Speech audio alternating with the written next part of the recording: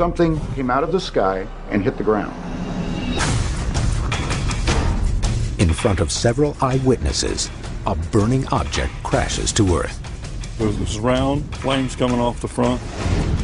And over 2,000 miles away, another strange impact. He said, nobody goes down in there with us. Technology reveals clues at one site. It's not natural. That is definitely not natural.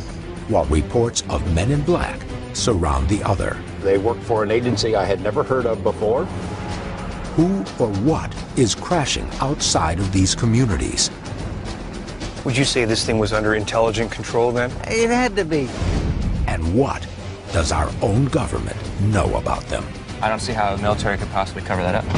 This is case number 65303, Alien Crashes. Whatever it was, they wanted it back.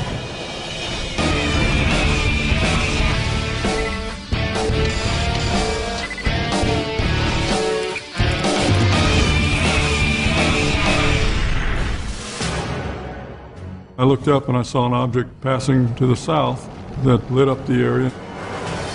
May 14, 2008, Needles, California. In the early morning darkness, at approximately 3 a.m., a local fisherman claims to see something he will never forget.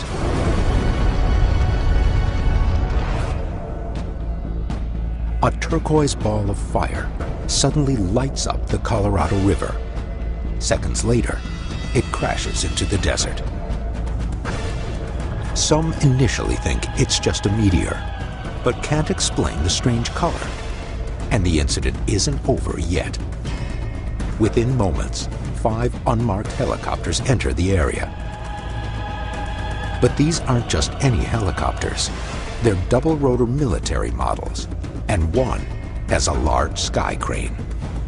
Soon after, witnesses see the armada leaving, and it's carrying something. The object, according to witnesses, is around 30 feet long and bulky, like a tanker truck. But there's something else. It's still burning with a bright turquoise glow.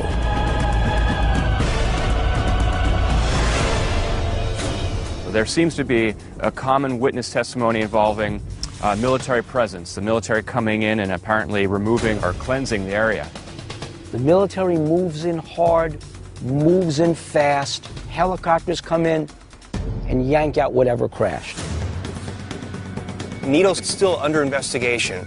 We don't know exactly where the crash site is, but we do know that a crash occurred, and we'll be trying to find out where that site is and see what happened.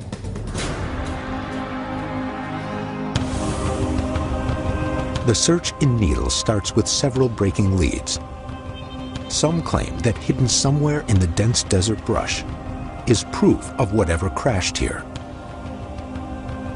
Dr. Ted Ackworth will attempt to pinpoint where the object came down. You've got vehicles crash landing into Earth. You should be able to find physical evidence, hard physical scientific evidence. Pat Uskert will head down the river in search of the crash site. As a UFO investigator, this is a chance for me to dig into the ground and maybe turn up some answers. And Bill Burns will meet with eyewitnesses who saw the entire event unfold. We're going to find out why the military comes in and denies anything ever happened.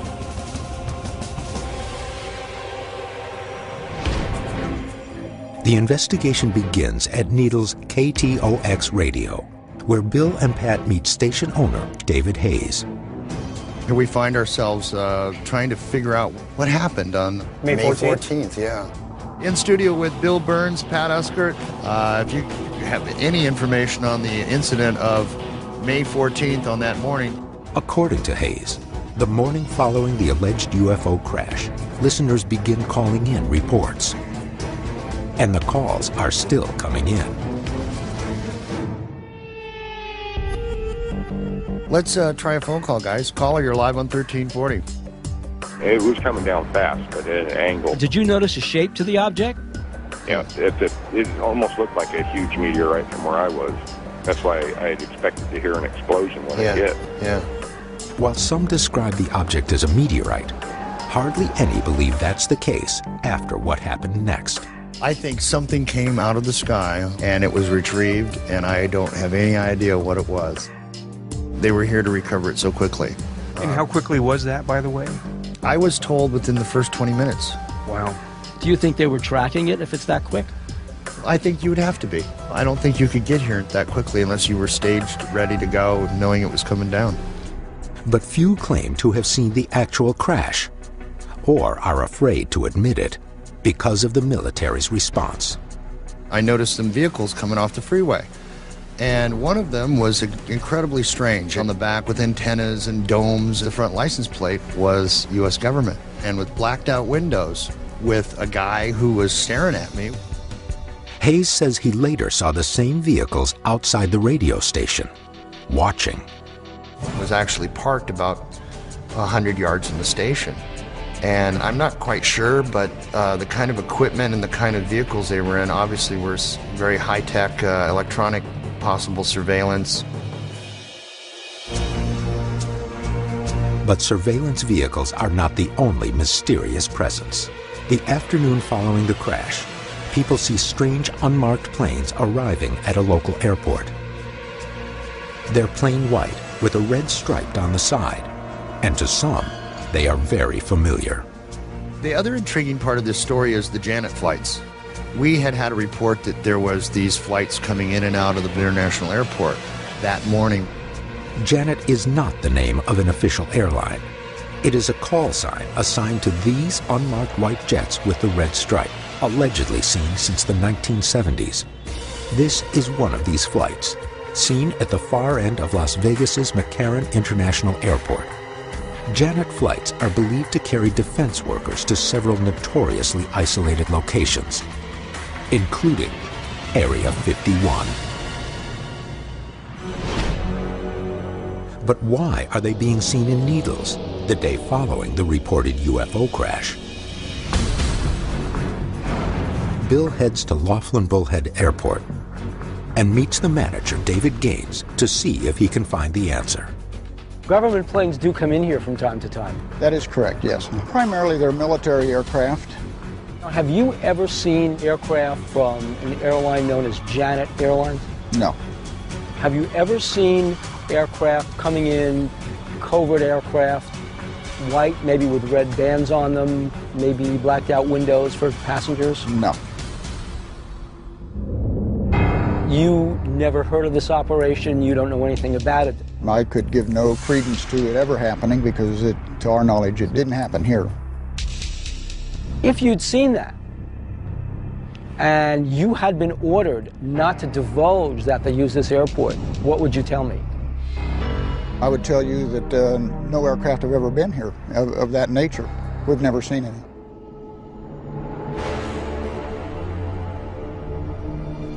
The witnesses said that on May 14th, a Janet plane did land there under the cover of darkness. David Gaines said, never happened.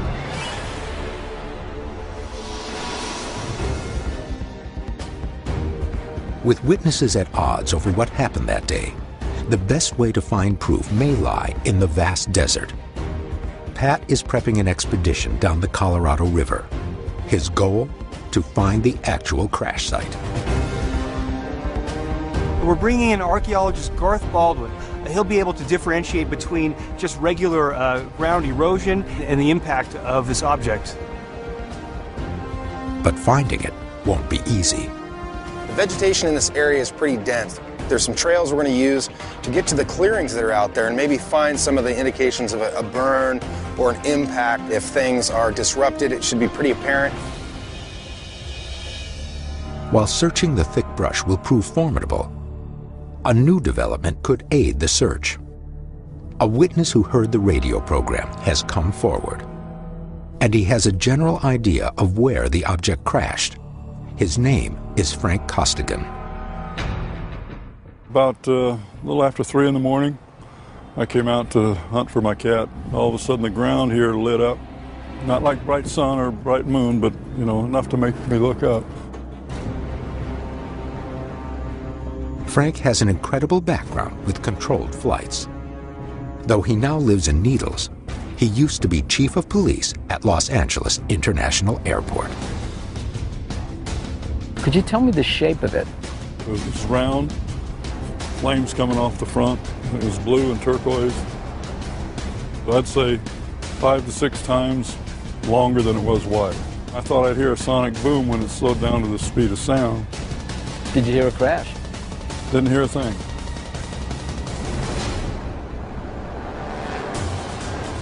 Costigan claims he doesn't hear anything because the descending UFO disappears over the horizon to the south. It crosses right over the Colorado River bend, north of Topic. But from what he is able to see, Costigan believes this couldn't be anything ordinary.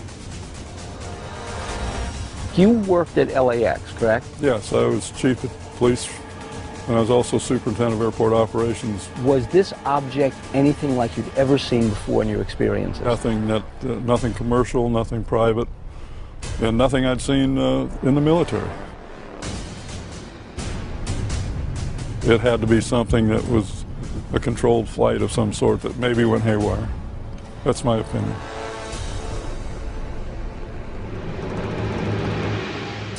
Yet if this craft was at one time under control, who was guiding it, and where did it come from? The desert outside of Needles is ringed by military bases and test facilities. To the northwest sits the China Lake Naval Range. To the west are both the Army's Fort Irwin and the Marine Base at 29 Palms.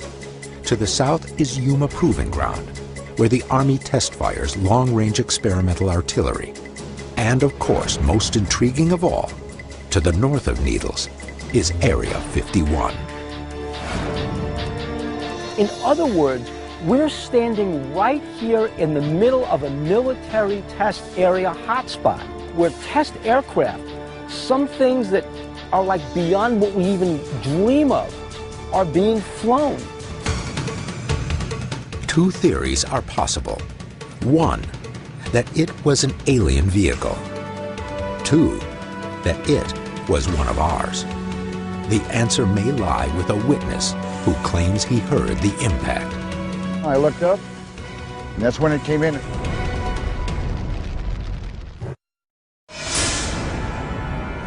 It kind of went through a cloud and came out, and there was another one directly behind us. On a quiet morning in May of 2008, something crashes in the desert outside of Needles, California. Multiple witnesses watch as a turquoise blue object is carried away by military helicopters. But there's more to the story, and it may be the key to understanding what's going on. All of this has happened before. In July 1947, another desert crash brings the small town of Roswell, New Mexico to worldwide attention. The military's announcement that they have recovered a flying disc shocks the world. Allegedly, the nearby Army airfield sends personnel to clean up the crash site and instructs workers to leave no evidence behind. Days later, the military changes its story, attributing the crash to a weather balloon.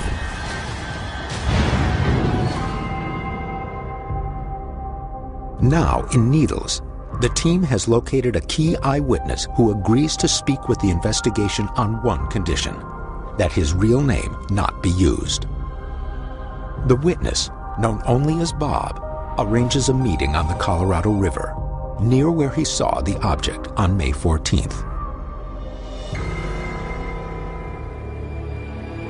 As I was sitting on the boat fishing at 3 o'clock in the morning, and the whole front of the boat lit up. I looked up and I saw a bright turquoise, blue, something falling out of the sky. It came straight across from one side to the other, and it hit. It just kind of made a thump. Where did it impact? Just west of my position, maybe 200 yards from my boat, in between the railroad tracks and the river. Bob claims that within 15 minutes, military helicopters appeared. And almost immediately after the first helicopter showed up, there was a second and then a third. And that's when the big one came overhead. That thing circled over my boat, went to the site, dropped out of sight for a few moments, and the next thing I know, it was up and flying. Bob not only sees the armada of helicopters arrive, but their return trip with the alleged UFO in tow. Did you see the object being lifted on the skyhook? Yes, sir. That's where I saw the shape. Not only was it well lit by the other helicopters, they were shining their lights on it. It was still very hot.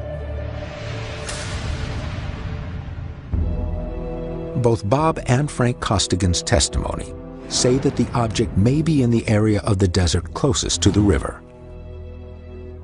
The investigation sets off. Archaeologist Garth Baldwin will be looking for several telltale signs. There should be enough of an indication of an impact of the size that Bob talked about. There should be some displacement of soil marked by a change in the sand, change in the texture of the ground. The sage grows very slowly, the grass grows very slowly, so if it's disturbed in any way, it's going to be obvious. Right. We might get lucky, because if there was an object that crashed there, I don't see how the military could possibly cover that up. But finding the actual site will prove difficult. Thick desert sagebrush blankets this entire area. The sagebrush will make an impact site hard to spot. But there's a backup plan in place. An eye in the sky.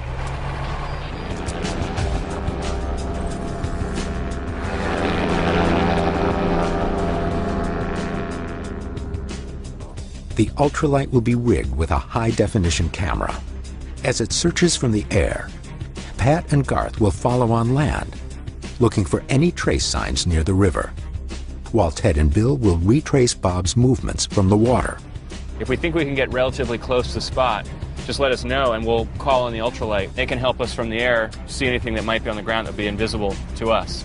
We'll get you in the general area.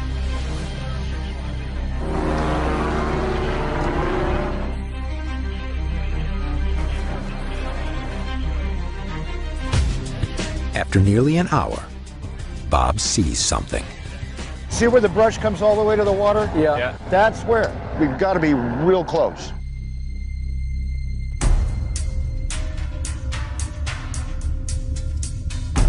He recognizes some landmarks, power lines, and a bend in the river up ahead. And I see the train trestle there, so you're sure that's this side of the... One of the things that makes me pretty sure we're in the right spot. The ultralight is called in for aerial support.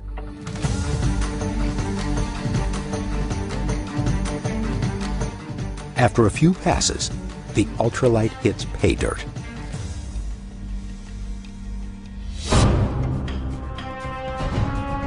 Our pilot, Glenn, did say there was a burned area south of here. Now that sort of corresponds with what you saw, right, Bob? That's correct. Somewhere in this position right here, due south of us. The burns could be physical remnants of the flaming object's crash landing. If we do S transects, you know, walking in an S, lazy S sort of pattern, and teams of two, 20 to 30 meters apart, we'll cover a lot of ground pretty quickly. So why don't you guys start there, we'll start there and cross paths. We better move, we don't have a lot of daylight left.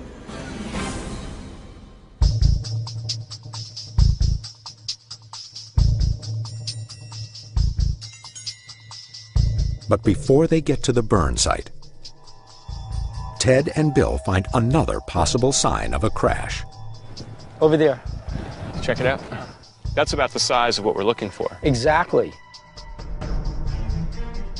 So this is really curious at how this dirt is all thrown up, right?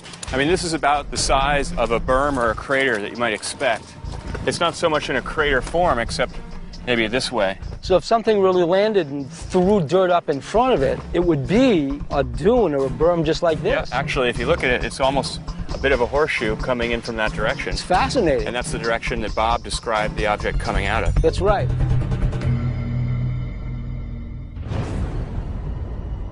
Ted brings in Garth for his opinion.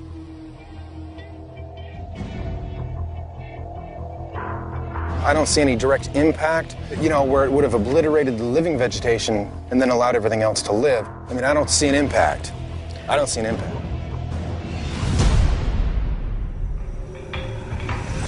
But the burn site is still further inland. A few hours later, it comes into view. So look at how burned this area is. We've got burned stuff all over the place. And Bob did say that when they extracted this object from the ground, this thing was still glowing. But he described it as landing with a thud and not an explosion. Exactly. So that kind of argues against some kind of fire. But Garth has other reasons for questioning this site.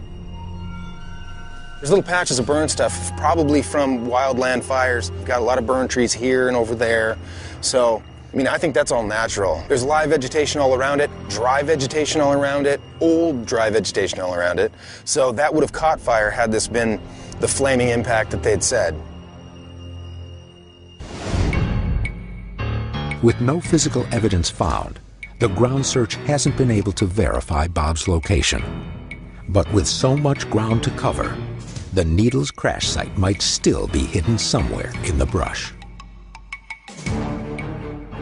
This really isn't as easy as we thought it was.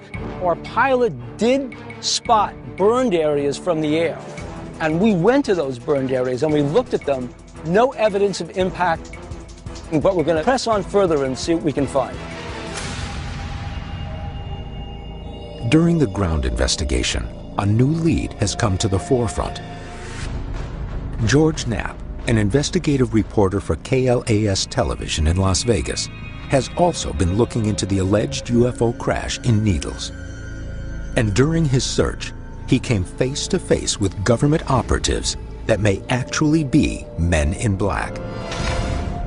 Agents who are allegedly charged with intimidating UFO witnesses and keeping these types of events out of the public eye. George Knapp was an eyewitness to these people and an eyewitness to who they are, where they were going, and what they're doing. As Bill heads to get this new information, Ted and Pat shift their focus to Pennsylvania, where a crash in the small community of Kecksburg is yielding fresh evidence. The Kecksburg incident is a cornerstone of ufology. It is Pennsylvania's Roswell. We know that something crashed from the sky. It was on TV, it was on the radio. We have a range of instruments. If we can find a position that we feel with high confidence could be the crash site, we can use these instruments to see what we can learn about what's underneath the soil. As Ted preps a full-scale scrutiny of the Kecksburg site, testimony from the last surviving witnesses could show that the military has been complicit in a cover-up for years. I stood there and I walked around looking at it. This thing ain't from here.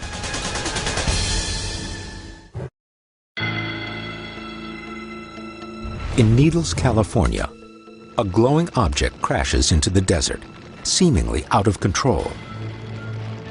Witnesses say it is retrieved by a group of military helicopters. But the incident doesn't end there. People see unmarked planes landing at the local airport. Planes identical to those reportedly used for transport to the top-secret military base at Area 51. But this has all happened before, and not just at Roswell. Over 40 years ago, something crashed in the sleepy town of Kecksburg, Pennsylvania. But whatever it wasn't out of control. According to witnesses, it had to be piloted by someone. On December 9th, 1965, around 4:45 p.m., something is moving in the sky. It's a glowing fireball, but many think that this can't be a meteor because it's moving too slowly. Whatever it is, the object loses control and crashes. What immediately transpires bears eerie similarities to what has just happened in Needles. Is it just a coincidence, or are these two crashes mirror images of each other 43 years apart? Bill Burns is meeting with Stan Gordon, the leading investigator of the Kecksburg incident. He's researched this case for over 2 decades. Witnesses out tell us the object turned and came back in towards Kecksburg. This object, it came down as though it was making almost like a controlled landing. And moments after it fell, people reported like a column of bluish-gray smoke rising up out of the woods that dissipated very quickly. According to research, hundreds, if not thousands, of people in Michigan, Ohio, and Ontario, Canada, reportedly witnessed the UFO as it traveled on a trajectory that finally led to its crash landing in Kecksburg. The police departments, the radio and TV station were being bombarded with calls, and as it proceeded into Westmoreland County, the media out in this area began to be overwhelmed with reports coming in. Witnesses agree with Stan Gordon's findings. This tiny town was consumed by the incident. No one had ever seen anything like what happened that night.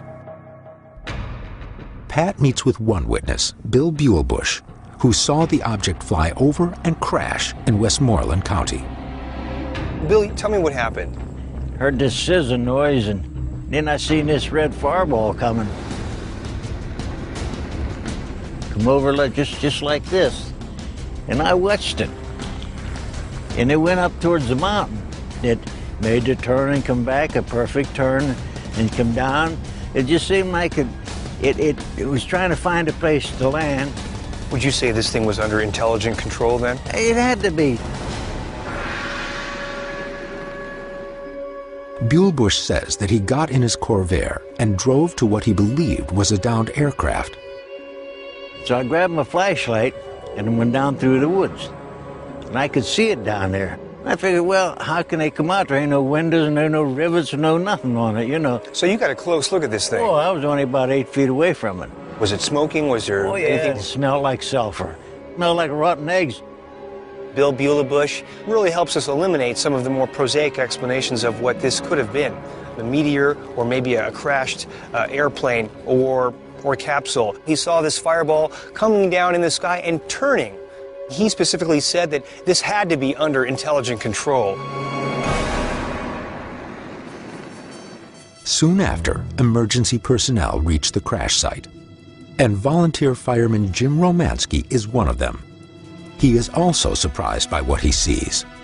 I was shocked because I was prepared for a smashed up airplane. And here was this humongous piece of metal buried into this drainage ditch. Could you describe exactly how it was buried? We're talking nighttime, first of all. We're talking piles of brush around this thing because it come flying down through the trees.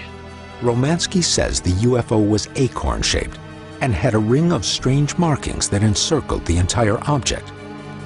This description is rare, unlike other reported UFO shapes, such as triangles and discs. And there's more.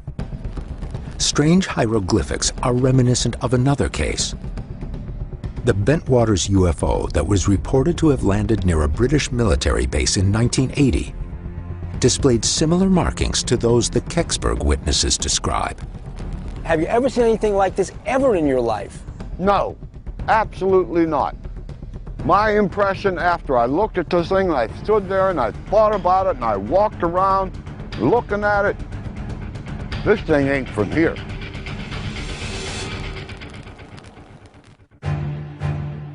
And then, a development that would repeat itself 43 years later in Needles. Within hours of the crash, dozens of military personnel, including Army and Air Force, arrive on the scene. They reportedly cordon off the area, preventing the public from reaching the crash site. Inside this restricted zone, they are searching.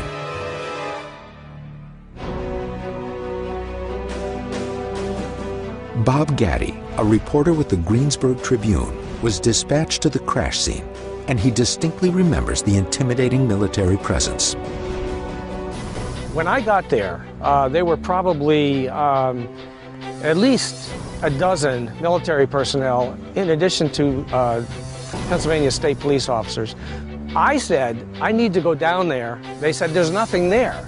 I said, well, if there's nothing there, why can't I go in there? Gaddy tells Pat that the military, not the state police, were clearly in charge of the scene. I've never experienced a time in a civilian situation where the military had come in and taken control of an accident site. Why would the Army be there? We were stopped by a military. You heard the bolt snap on the rifle, and I stopped in my tracks, and Ron stopped, and we talked to him for a second. He told us to get out, get back to where we came from. He looked at me and pointed his finger at me. He said, "Nobody goes down in there with us." Witnesses tell Stan Gordon that later in the evening, they see a large flatbed truck drive into the crash area. Within the hour, the truck drives from the site in a hurry, carrying something under a tarp. If you would have walked in front of it, they would never stop for you.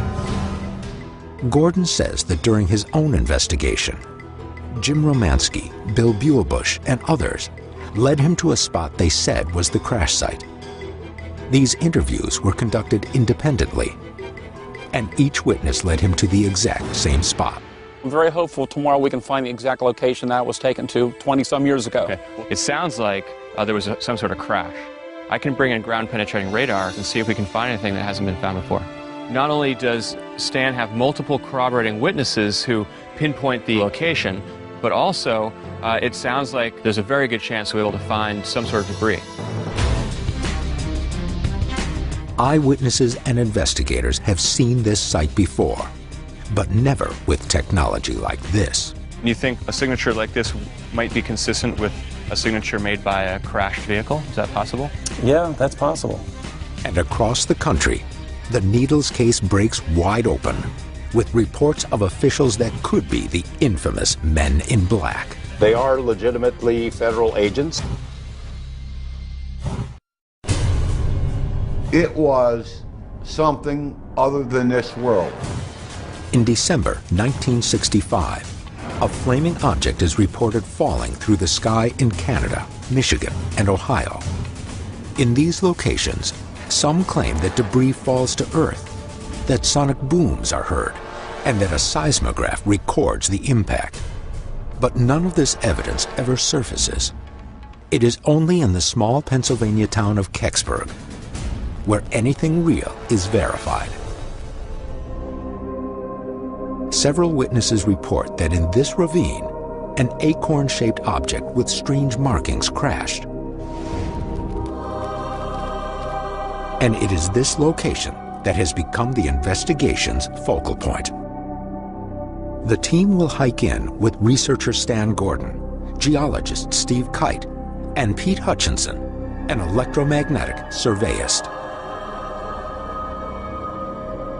Gordon compares the terrain with a photograph he took here in 1985 and believes this is the spot where the UFO impacted. Well, you have the photo. Does this area here look like it might match? Oh, Ted, this is the best match we've seen all day. I think the photograph that we have here was taken 5-10 feet behind us, looking in that direction. We have these, what look like 1 or 2 fence posts. It looks like some barbed wire and a fence post here. And it looks like another one right up there.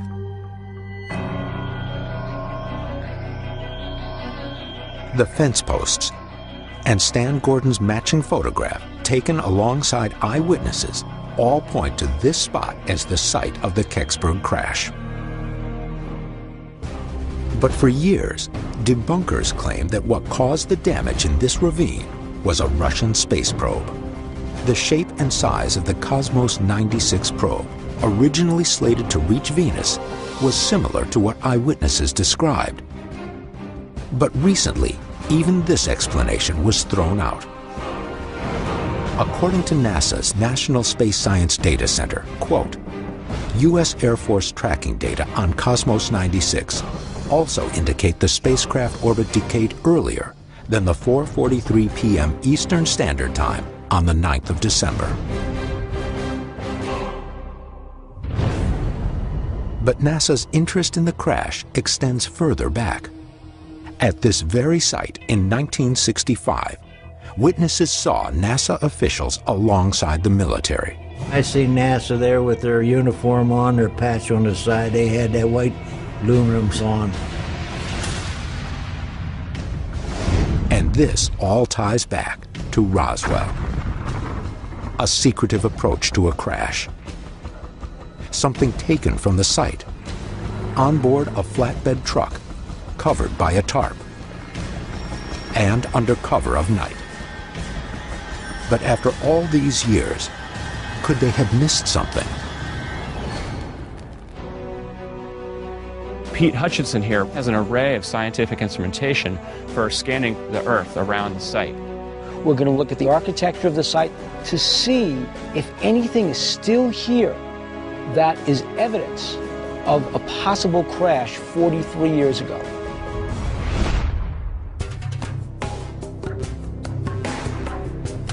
Pete Hutchinson and his assistant Brian begin the electromagnetic scanning of the ground. The tool emits electromagnetic energy into the soil, and moisture carries the current, which is sensitive to metal. So we'll be able to find any metals and then also any anomalous soil conductivities? Correct. Okay, well, why don't we put the tool to work? During the search, the scanner picks up some metal conductivity. But the size and identity of the metal is unknown without further information processing. Significant anomalies appear on the two-dimensional map. That red indicates a heightened level. Just how strong is that?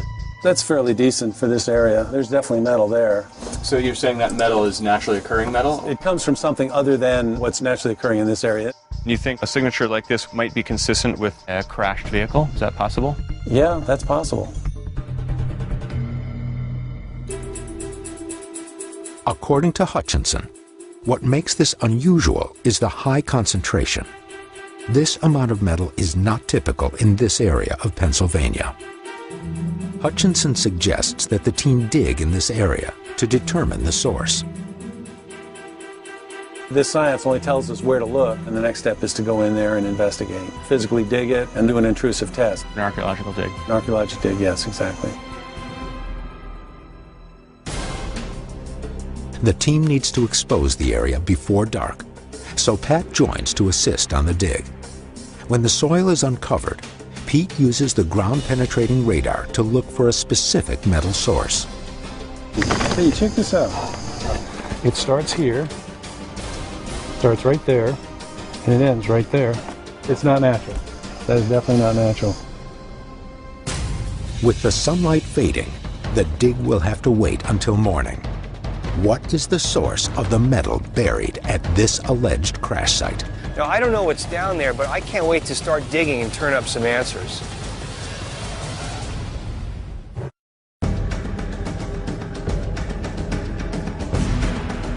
In the investigation into the alleged Kecksburg UFO crash, ground-penetrating radar has revealed an anomalous source of metal at the exact spot where eyewitnesses claimed the UFO crashed in 1965. The team has exposed the site and are ready to continue digging to discover the source of the metal. But within minutes, the investigation suddenly hits an impenetrable wall. The GPR told us that you've got metallic conductivity, and I'm hitting bedrock. Now, either the object skimmed along the surface, or the metal would have to be under the bedrock, which is totally unlikely. Maybe this thing did come across this area and left some kind of a residue on the stone.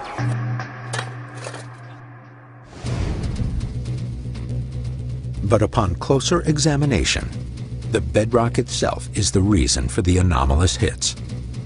According to Pete, this bedrock contains iron. The rocks themselves could be so heavily ferrous that they're giving a false positive to the GPR. So whatever hits we got may have nothing to do with the crash.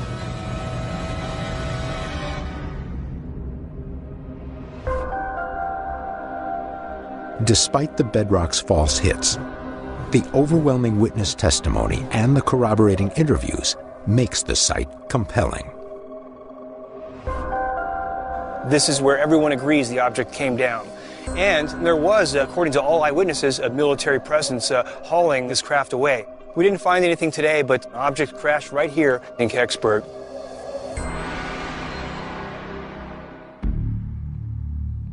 Bill now turns back to the Needles crash.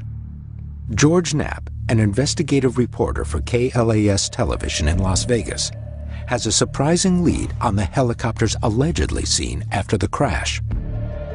We were working on a story about black helicopters before we started working on this Needles story. Figured out who they were.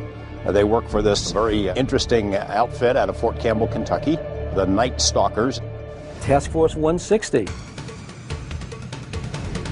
The Night Stalkers, or Task Force 160, is a special ops aviation regiment, and it requires a secret clearance for all of its members.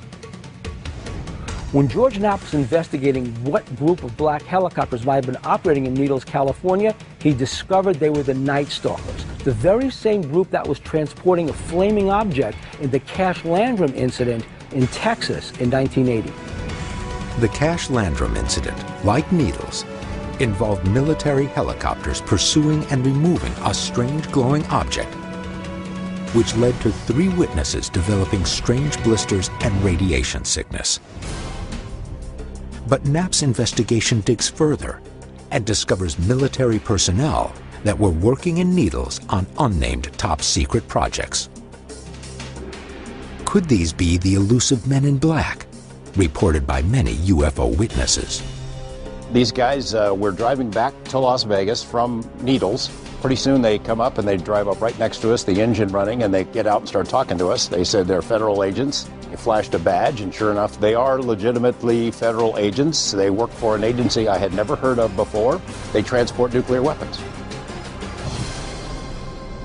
But the specifics of why these agents are in Needles are still unknown. They're highly trained. They're a dangerous group of people. These guys are commandos. They carry all kinds of weapons. They're very tough customers. I'm not sure that they're going to be happy that they've got this much attention. Despite their presence, Knapp doesn't believe that these agents are men in black or that they are involved with the nearby crash. Yet in both the Needles and Kecksburg crashes, eyewitnesses reported seeing large objects being hauled away by military vehicles. If this agency is not involved, who is? What we're finding out is that the stories of people who say there was a strange federal government agency in black SUVs traveling in Needles right around the day after that event, those stories are true. Whatever crashed, Area 51 planes were seen in the vicinity. The helicopters that retrieved the object may have been involved in another case, where people were exposed to radiation. And now, federal agents in the Needles area, by their own admission, have some association with nuclear weapons. Could this crash involve some craft that uses nuclear technology, emits radiation, and be so top secret that its home base is Area 51? What's missing is hard physical evidence at an actual crash site. We know that there was military involvement suppressing the information. They move in, they fill the air with misinformation, and then they deny that anything happened. With sites cleansed of all signs of a crash, could these incidents have national security implications?